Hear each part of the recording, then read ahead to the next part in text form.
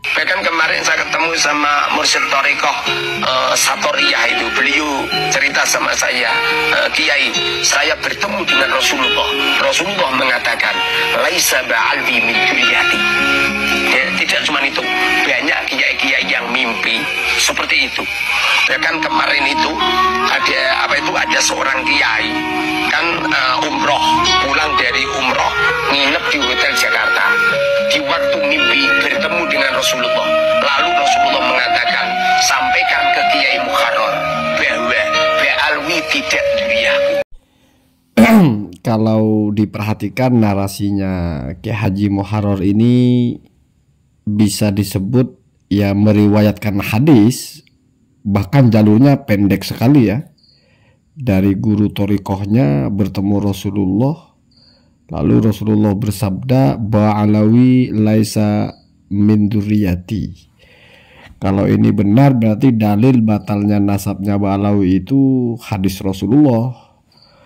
Jalur perawinya mungkin yang pertama dari Rasul langsung kepada guru thariqah Satoriyahnya. Kemudian dari thariqah Satoriyah itu ke Kiai Haji Muharrar, lalu ke Gus Fuad. Nah, berarti mestinya Gus Fuad itu mengatakan bahwa dalil batalnya nasab Ba'alawi itu adalah hadis Rasul. Sebagaimana haddasani Kiai Muharrar qala, haddasani thariqah Satoriyah qala, qala li Rasulullah sallallahu alaihi wasallam, atau sami'tu Rasulullah sallallahu alaihi wasallam yaqulu Ba'alawi laisa min dzurriyyati. Wah, itu keren sekali ya. Udah nggak bisa dilawan itu. Hadis. Terus kalau bukan hadis apa kira-kira kalau sabda Nabi begini? Saya nggak tahu juga kalau lewat mimpi itu. Tapi kayaknya bukan mimpi katanya. Terjaga itu, bertemu langsung. Kalau bertemu langsung kan bukan mimpi. Itu yang pertama. Yang kedua, kalau yang kedua mimpi ya, luar biasa Kiai Muharrar ini ya. Nabi saja manggil beliau itu Kiai, sampaikan salam saya kepada Kiai Muharrar, atau sampaikan kepada Kiai Muharrar. Berarti dititipi pesan gitu. Hebat sekali orang-orang ini ya. Nabi saja manggil dia Kiai gitu, Kiai Muharrar. Jadi nggak diragukan ke kiainya. Ada yang sering bilang jangan panggil Kiai, jangan panggil ini, gimana? Nabi saja ketika nyampein pesan manggilnya Kiai kok. Kalau ini benar ya. Cuman kan kalau mau mengatakan ini salah juga apa buktinya, susah kan? Ya jadi ya bukan rukun iman juga percaya ini. Tetapi kita tidak percaya juga susah buktinya. Apa buktinya kalau itu tidak benar? Kan tidak ada. Kita kan tidak boleh menuduh orang bohong tanpa ada bukti. Jadi paling aman itu. Siapapun boleh berkata saya sudah mimpi Rasul kok, saya sudah dibilangin oleh Rasul kok. Cuma ini mungkin tradisi yang agak tidak terlalu dikenal di kalangan keilmuan Islam ya, karena kalau kita ngelihat perdebatan fikih, perdebatan nahwu, perdebatan soroh, perdebatan akidah, kok 1001 kita bisa jumpai ada seorang ulama yang berhujah, ini yang benar, ini saya sudah ketemu Rasul. Nggak ada begitu. Jadi semua hujahnya itu nggak dikembalikan ke ketemu dengan Rasul gitu.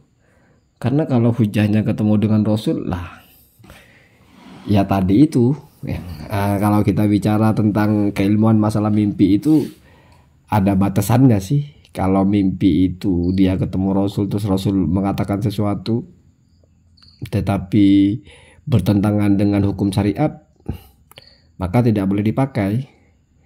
Alasannya pun bukan karena Rasulnya bohong, tapi bener nggak kamu ketemu Rasul? Kan gitu.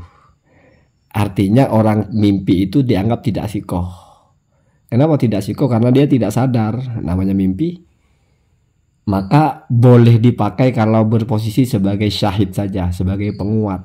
Tidak bisa sebagai pencetus hukum baru. Jadi nggak cukup berdalil dengan mimpi tentang sesuatu hukum yang independen. Kecuali misalnya kamu mimpi ketemu Rasul terus Rasul ngasih tahu sholat itu 5 waktu, ya memang begitu. Atau kamu harus rajin sholat, ya memang begitu.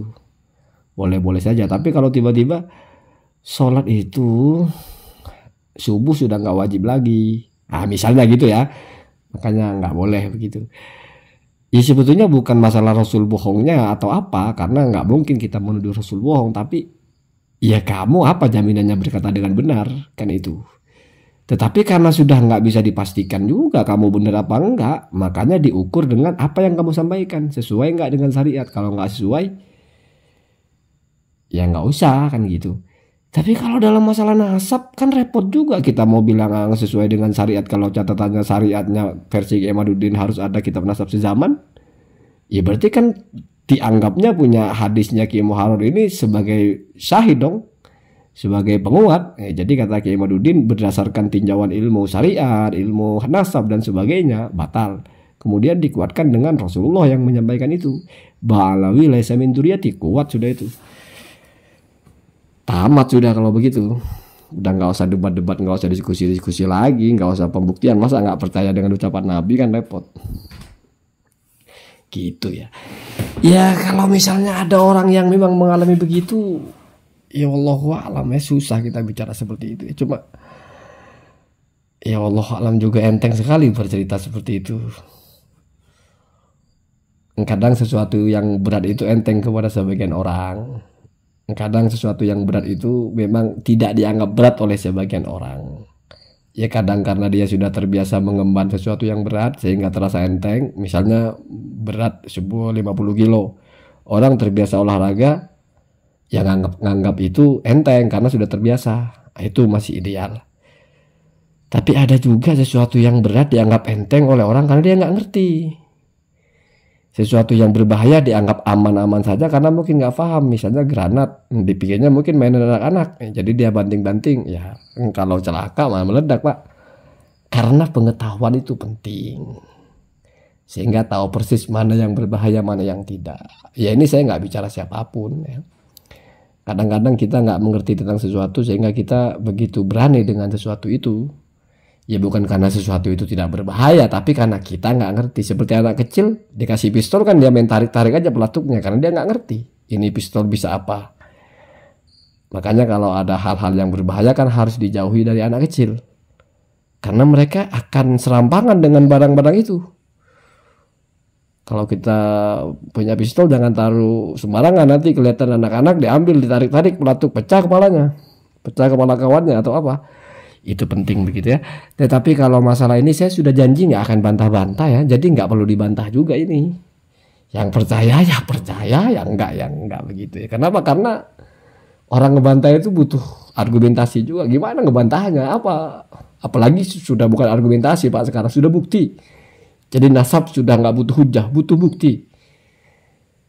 Jadi sudah seperti motor itu, mana STNK-nya? Udah gitu aja.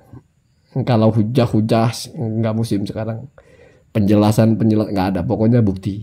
Nah kalau ini mau kita buktikan bohong gimana caranya? Atau kita buktikan jujur juga gimana caranya? Ya sudah, tidak perlu dibuktikan. Ya biarkan begitu saja ya. Allahumma hadina hadasabil.